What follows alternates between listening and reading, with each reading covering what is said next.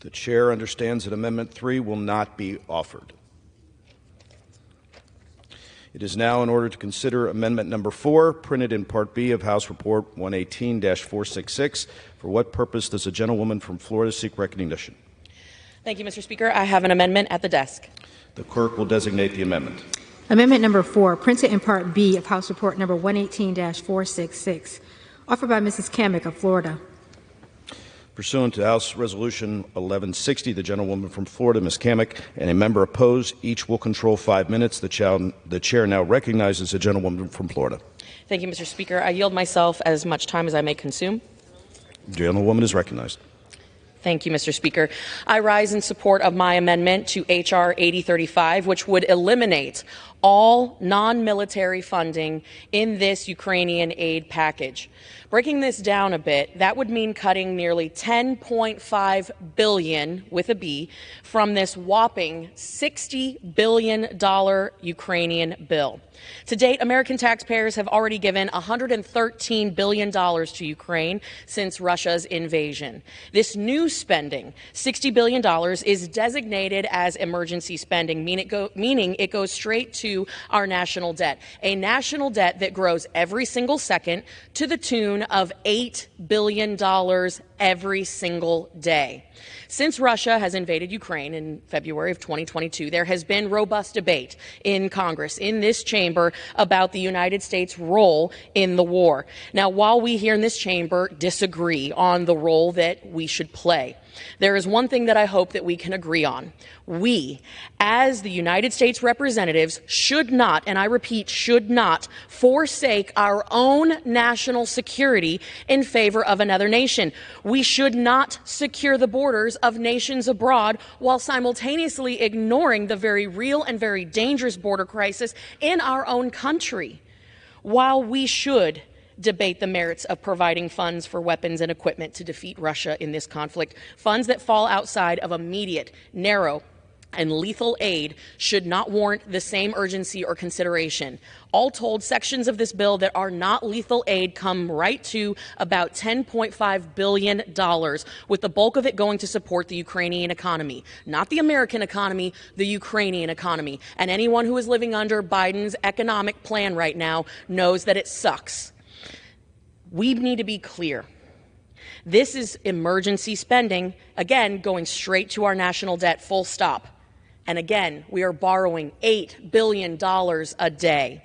Over the past 20 years, Congress has designated $12 trillion in emergency spending. With these funds in the bill that are not designated for military purposes, the American people are resigned, once again, to absorbing another $10.5 billion to support Ukraine and their economy, while simultaneously adding the debt to our $34.7 trillion national debt. That is simply unacceptable.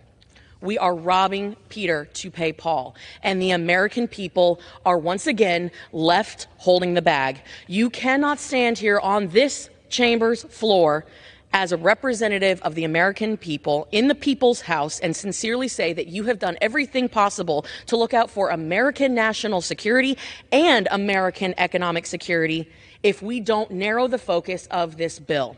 We have to adopt this amendment. And by the way, while I was speaking, we have added another $5.5 million to the national debt.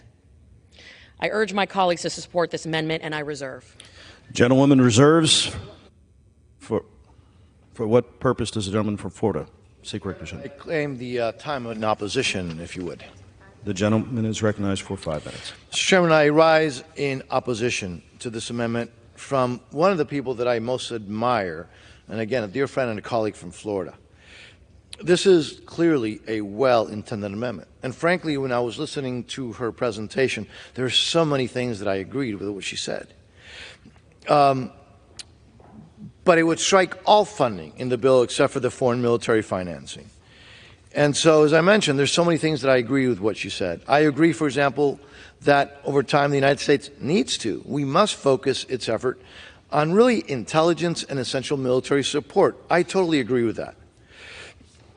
She also talked about how we need to narrow the scope. I would argue that unfortunately, the amendment needs to be narrowed a bit, should have been narrowed a bit, because it would be really, really counterproductive the way it's written at this time. And let me respectfully explain why. First, the amendment would zero out funding to keep U.S. personnel in our embassy in Ukraine safe. I don't think that's something that we should be doing right now. Also, the funding to enhance the U.S. government's presence in order to conduct oversight, which is something that I've been clamoring for, a lot of us have been clamoring for, begging and pleading and working for, well, this would eliminate that as well. And by the way, it would eliminate it, including for the oversight of the military portion of the assistance. Now, secondly, it would eliminate funding for the State Department's and USAID's Inspector General, from whom we require unprecedented oversight plans.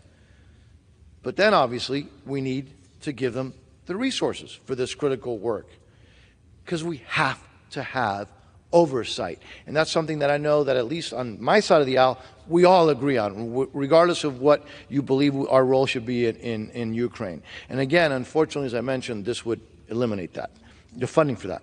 Third, it would also eliminate funding for investigations of Russian war crimes in Ukraine, and as well as assistance to help secure Ukrainian nuclear facilities. And we've seen those in the news under threat by the Russians. And also the funds for potential clearance of Russian mines.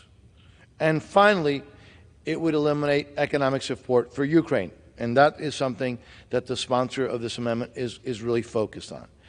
But I would argue, even there, that is essential at this moment, right now. Look, it's pretty clear that Putin has been targeting farmlands and infrastructure, energy infrastructure, road infrastructure, and Ukraine's industrial base. And by the way, he's doing that for a reason. You see, crippling Ukraine's economy, and Putin knows this, has a direct impact on Ukraine's ability to stop Putin. So now, as chairman of the State of Foreign Operations Subcommittee, I can assure you that not only do I understand the sponsor of this amendment's frustration, I get it, I share it. But that's why, again, we need to have the language that's currently in the bill. I understand her concern and her frustration because of the lack of transparency and strategy on the funding that has already been provided. So that's why this is very clear. That's why this legislation includes many of the critical oversight and burden-sharing priorities that I'm very proud originated in the FY24 State Foreign Operations Bill. These include unprecedented cost-matching requirements so that other donors step up. They must step up. The bill imposes layers and layers and layers of conditions on the funding, including for in-person monitoring, for example. This bill requires, I know, novel concept, a strategy that must be developed and submitted so that Congress can evaluate the execution of aid and its alignment with U.S. national security interests.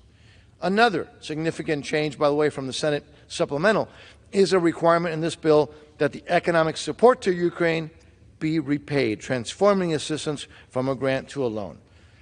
I am so grateful to the sponsor of this amendment for her work. I appreciate the intent of this amendment, but we cannot afford to shortchange our oversight funding, our diplomatic security funding, and other strategic priorities. So for those reasons, with, again, the great admiration and respect for the sponsor of this amendment, I must urge a no vote on this amendment, and I reserve the balance of my time. Gentleman's time has expired. The gentlewoman from Florida is recognized. Thank you, Mr. Speaker. And let me just begin by saying the feeling is mutual. I have tremendous respect and admiration for my colleague from the Sunshine State. And I hear loud and clear the critical elements of this bill that have been deemed necessary. Heck, I deem them necessary. The American people and the representatives in this chamber, we demand fully accountability and transparency. However, there are multiple poison pills within this text that the American people, and certainly not my constituents back home, support. For example, $300 million for international narcotics control and law enforcement. What about the 100,000 plus people every single year in America that are being poisoned by fentanyl? Where is the funding to stop the flow of fentanyl into the United States? What about the $25 million for transition initiatives? What about the $60 million for diplomatic programs? I noticed that my colleague, again, who I deeply respect, he mentioned that part of that is for security, but what about the rest? Or the $481 million for refugee and entrance assistance? We have a border crisis that has resulted in one of the most egregious public health, public safety, humanitarian, and national security crises in American history. We are approaching over 10 million illegals crossing into our country, being quote-unquote paroled, which is just a fancy way of saying catch and release, into the United States, approaching 2 million gotaways. We have a massive crisis here at home, and if America is not safe and secure here at home, we cannot help our partners abroad. I urge respectfully that my colleagues put America first and adopt this amendment. With that, I yield. The gentlewoman from Florida yields. The question is on the amendment offered by the gentlewoman from Florida. Those in favor say aye. Those opposed say no. In the opinion of the chairs, the noes have it. The amendment is not agreed to. Speaker, I request a recorded vote. A recorded vote is requested pursuant to Clause 6 of Rule 18. Further proceedings on the amendment offered by the gentlewoman from Florida will be postponed.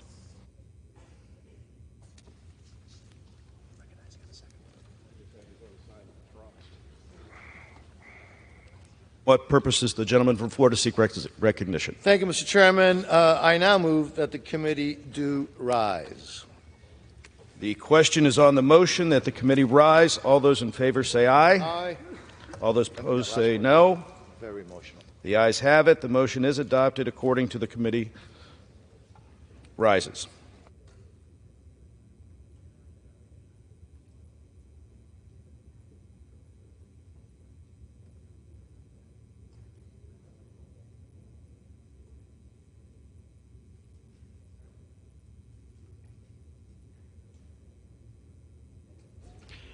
Mr. Chairman,